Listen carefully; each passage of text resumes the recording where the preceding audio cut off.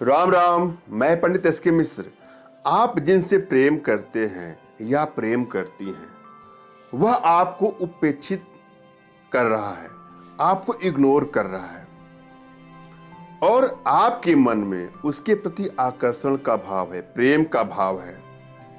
आप उससे दूर नहीं रहना चाहते या दूर नहीं रहना चाहती हैं और आप लोगों में अभी प्रगाढ़ता भी नहीं हो पाए और उपेक्षित तो वह पहले से ही कर रहा था और अचानक आपसे वह बहुत दूर चला जाता है और आप लोग के अंदर एक बिछोह का भाव, एक वियोग की भावना आ रही है। आपको कुछ भी अच्छा नहीं लग रहा है। आपके मन में तरह तरह के प्रश्न हैं, तरह तरह के क्वेश्चन होते हैं कि अगला बहुत दूर क्यों चला गया, आप में क्या कमी थी और आप इस पीड़ा को, इस दर्द को बर्दाश्त नहीं कर पाते हैं या बर्दाश्त नहीं कर पाती हैं। दिन रात का चैन सब कुछ खत्म सा हो गया है और आपका मन कहीं भी नहीं लग रहा है, किसी भी काम में नहीं लग रहा है और वह व्यक्ति आपसे दूर चला गया है, बहुत दूर चला गया है। अगर ऐसी सिचुएशन आपके लाइफ में आ रही तो आपको क्या करें? इस वीडियो के माध्यम से मैं एक ऐसा वशीकरण का प्रयोग लेकर के आया हूं जिसके माध्यम से यदि आपके जीवन में कुछ इस तरह की समस्याएं हैं, वन साइडेड लव आप कह सकते हैं, एक तरफा प्रेम कह सकते हैं, एक तरफा आकर्षण कह सकते हैं और वह बनने के पहले ही टूट गया, अभी कुछ आगे बढ़ता उससे पहले ही वह रूठ गया, वह दूर चला गया और उसको अपने पास बुलाने के लिए, अपने बस में करने के लिए एक छोटा सा उपाय जो बहुत ही प्रचंड रूप से असर करता है।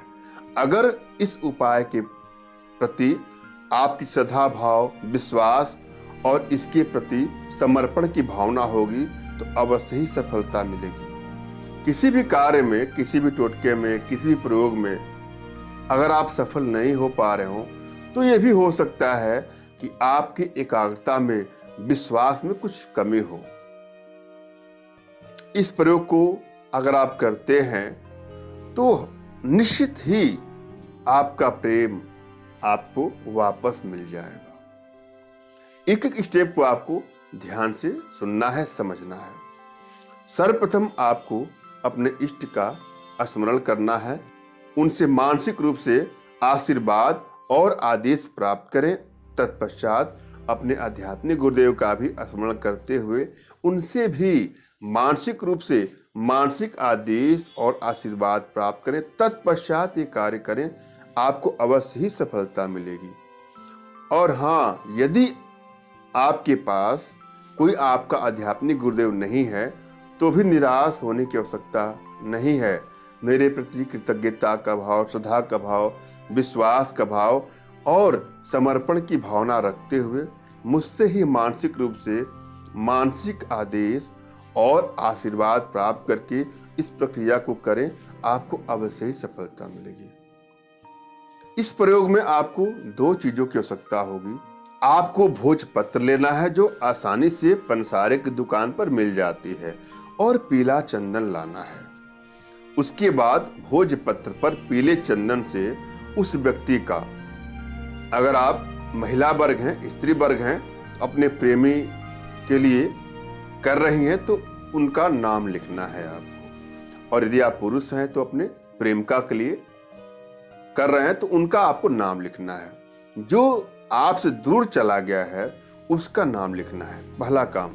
उसके बाद उसके नाम में कितने अक्षर हैं यह आपको ध्यान देना है और उसको उतने ही आपको गोलियां बनाना है। भोजपत्र पर आपने अनामिका अंगुली से नाम लिख लिया, उसके बाद गोली बनानी है। कितनी?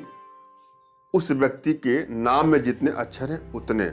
जब गोलियां थोड़ा सूख जाए उसके बाद क्या करना है, अपनी हथेलियों पर मसलना है और जिस दिशा में वह आपका अजीज, जिससे आपका लगाव था, वह चला गया है या चली गई है, उस दिशा में ही अपना मुख रखें और मसलते हुए अपने मुख से फूंक मार दे उसी दिशा में जिस दिशा में वह गया है।